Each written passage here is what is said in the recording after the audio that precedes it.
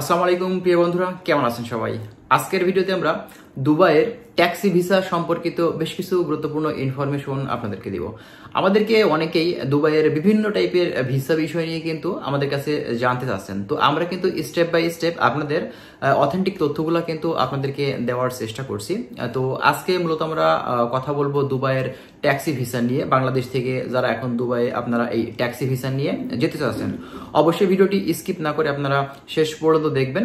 বিশেষ করে আজকের ভিডিওটি কিন্তু বেশ গুরুত্বপূর্ণ। অনেকে আছেন যারা ট্যাক্সি ভিসাতে যেতে চান, মূলত এই ভিসা সম্পর্কিত বিষয়গুলো অবশ্যই আপনাদেরকে আগে থেকে বাংলাদেশ থেকে জানতে হবে, না হলে কিন্তু আপনি সেখানে গিয়ে বড়সড় একটা ঝামেলার ভিতরে পড়ে যেতে পারেন। বিশেষ করে যারা ট্যাক্সি ভিসা সম্পর্কে যাদের ধারণা আছে তারা কিন্তু বিষয়গুলো জানে।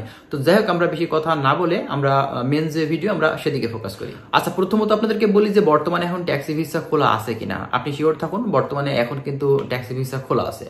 তো কথা হচ্ছে, যদি খোলা থাকে তাহলে এই ভিসাতে মূলত আসলে যেতে সময় কতদিন লাগতে পারে। দেখুন, আপনারা জানেন যদি আপনার ভিসাটা খোলা থাকে, আপনার এই মিডল ইস্টের দেশগুলোতে যেতে কিন্তু খুব বেশি সময় লাগে না। এক্ষেত্রে কিন্তু আপনি দেখা যাবে যে 5 থেকে 6 মাসের ভিতরে টোটাল প্রসেসিং করে আপনি কিন্তু ফ্লাই করতে পারবেন।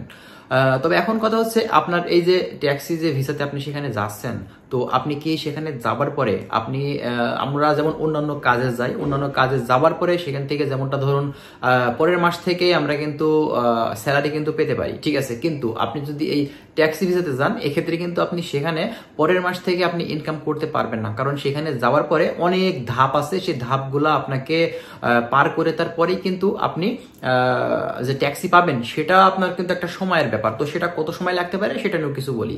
দেখুন, কথা হচ্ছে আপনি সেখানে যাবেন, সেখানে গিয়ে আপনার বেশ কিছু পরীক্ষা সেখানে কিন্তু নিবে। আর বিশেষ করে এই ভিসাটা যারা শিক্ষিত, যাদের ইংরেজি সম্পর্কে ধারণা আছে, যারা ইংরেজি বুঝেন, তাদের জন্য কিন্তু এই ভিসাটা। আপনি যদি বাংলাদেশ থেকে কোনো দালাল বা কোনো এজেন্সির কথায় বা পাল্লায় পড়ে আপনি যদি না জেনে না বুঝে যদি যান, যদি ইংরেজিতে আপনার কোনো দক্ষতা না থেকে থাকে, সেক্ষেত্রে কিন্তু আপনাকে কোনোভাবেই এই ভিসাতে যাওয়াটা কিন্তু ঠিক হবে না।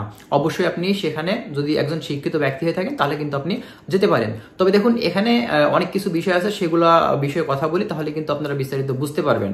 তো কথা হচ্ছে, আপনি যখনই এই ট্যাক্সি ভিসাতে যাবেন, সেখানে আপনাকে কিন্তু এই ট্যাক্সিটা হাতে পেতে আপনার কমপক্ষে প্রায় কিন্তু 7 থেকে 10 মাস পর্যন্ত সময় কিন্তু লেগে যেতে পারে। কারণ সেখানে গিয়ে আপনাকে অনেক ধরনের কিন্তু প্রশিক্ষণ সেখানে নিতে হবে, অনেক কিছু আপনাকে শিখতে হবে, পরীক্ষা দিতে হবে, আপনি সেখানে উত্তীর্ণ হবেন, তারপরে আপনাকে লাইসেন্স করতে হবে, এবং লাস্ট স্টেপে আপনি কিন্তু সেখানে আপনার ট্যাক্সিটা কিন্তু পাবেন। তো এই যে টোটাল প্রসেসিং এর যে সময়টা, এতে কিন্তু করতে গিয়ে আপনার প্রায় 7 মাস থেকে 10 মাস প্লাস কিন্তু আপনার লেগে যাবে, ঠিক আছে।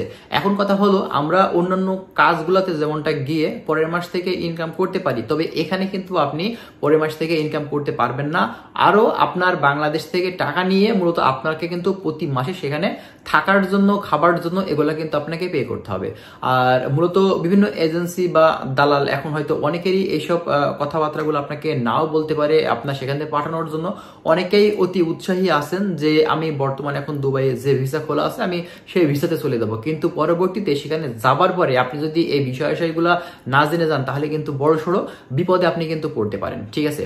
এবং আরেকটা বিষয়, সেটা হচ্ছে আপনি কিন্তু এই যে ওখানে যাচ্ছেন এবং ট্যাক্সি পাওয়ার পরে কিন্তু আরো বেশ কিছু স্টেপ আছে। আপনার পেছনে কোম্পানির কিন্তু বেশ কিছু খরচ আছে। আপনি যখনই সেখানে থাকছেন 8-10 মাস ধরে, সেখানে কিন্তু সবকিছু আপনার নিজের খরচ, তারপরেও কিন্তু কোম্পানিকে আপনাকে কিন্তু একটা টাকা আপনার পে করা লাগবে। আর সেটা কত? সেটা হচ্ছে আপনার 11,200 দিরহাম, যেটা আপনার হচ্ছে দুবাইয়ের আপনার দিরহামের হিসাব নিকাশ আপনি করলে কিন্তু বুঝে যাবেন যে 1 দিরহামে বাংলাদেশি টাকাতে প্রায় 35-36 টাকা হয়। তাহলে আপনি এবার হিসাব করে বের করে ফেলতে পারবেন যে কত টাকা হচ্ছে, ঠিক আছে।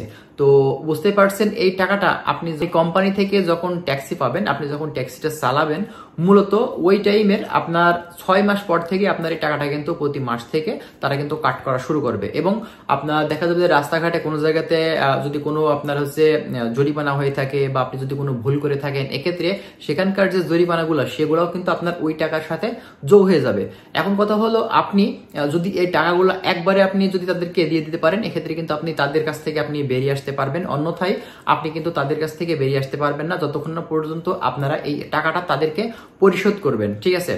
আর বুঝতেই পারছেন দুবাই কিন্তু অনেক মানে মানে নিয়ম কানুন অনেক কড়া, আর সেজন্যই আপনারা তাদের রাস্তাঘাটে কিন্তু মানে মোড়ে মোড়ে বললে ভুল হবে, তারা কিন্তু পয়েন্টে পয়েন্টে আসলে দিয়ে রাখে সিসি ক্যামেরা, এবং সবকিছু কিন্তু মানে অনেক কিছুই আছে। এটা আপনার রাডার সিস্টেম, মূলত একটুখানি এদিক ওদিক হলেই কিন্তু তারা জরিমানা কিন্তু করে ফেলে। আর দুবাই এমন একটা শহর, এখানে কিন্তু আমাদের বাংলাদেশের মতন পুলিশে গিয়ে কিন্তু সেখানে গিয়ে আপনাকে জরিমানা করবে না হাতে কলমে, ঠিক আছে। তাদের এমন একটা সিস্টেম অ্যাপসের মাধ্যম দিয়ে মূলত করা আছে। আপনার গাড়ির যে নাম্বার আছে সেখানে কিন্তু তারা যে ক্যামেরা আছে, ক্যামেরায় ওটা ধরা পড়লেই কিন্তু সাথে সাথে আপনার ওই অ্যাপসের মাধ্যমে আপনার ফোনে কিন্তু মেসেজ চলে যাবে যে আপনার এই বিষয়ের জন্য বা এই ভুলের জন্য আপনাকে জরিমানা করা হয়েছে।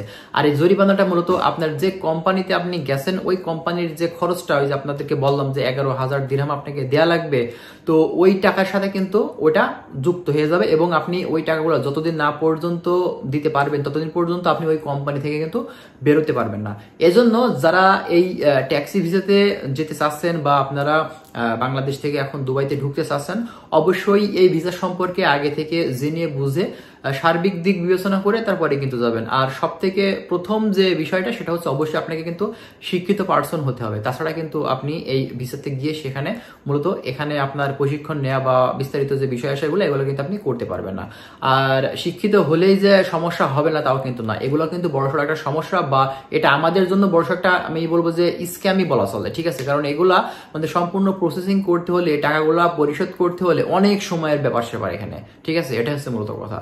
তো যাই হোক, আমরা স্টেপ বাই স্টেপ আরো দুবাইয়ের বিভিন্ন ধরনের ইনফরমেশন গুলো আপনাদেরকে কিন্তু আমরা দেওয়ার চেষ্টা করব। অবশ্যই আপনারা আমাদের চ্যানেলের সাথেই থাকবেন। পরিশেষে একটা কথাই বলি, এটা হচ্ছে আপনার খরচের বিষয়। আপনি যদি ট্যাক্সি ভিসাতে যেতে চান আপনাদের কেমন খরচ লাগতে পারে, খরচের হিসাব নিকাশ করতে গেলে আপনার বর্তমান পরিস্থিতিতে এখন কিন্তু 5 থেকে 6 লক্ষ টাকা, এটা আপনার বিভিন্ন এজেন্সি দেখা যায় পর্যায়ক্রমে একটা এজেন্সি এক এক রকম কিন্তু নিয়ে থাকে, স্থানকাল পাত্র ভেদে। কোন এজেন্সি আপনার কাছ থেকে 5 লক্ষ নিতে পারে, কোন এজেন্সি আপনার কাছ থেকে 6 লক্ষ নিতে পারে, ঠিক আছে। এটা আপনার স্থানকাল পাত্র ভেদে কিন্তু খরচটা কম বেশি হয়ে থাকে, এটা হচ্ছে মূলত কথা। তো যাই হোক, অন্য কারোর ভাই কথা শুনে বা দেখা যাচ্ছে যে সঠিক দিক বিচার বা দেখা যাচ্ছে যে আপনি সঠিক ইনফরমেশন না নিয়ে এই ট্যাক্সি ভিসাতে আপনি ভুলেও কিন্তু যাবেন না। অবশ্যই জেনে বুঝে যদি ভালো লাগে আপনার, তাহলে কিন্তু আপনি ভিসাতে আপনি ঢুকতে পারেন।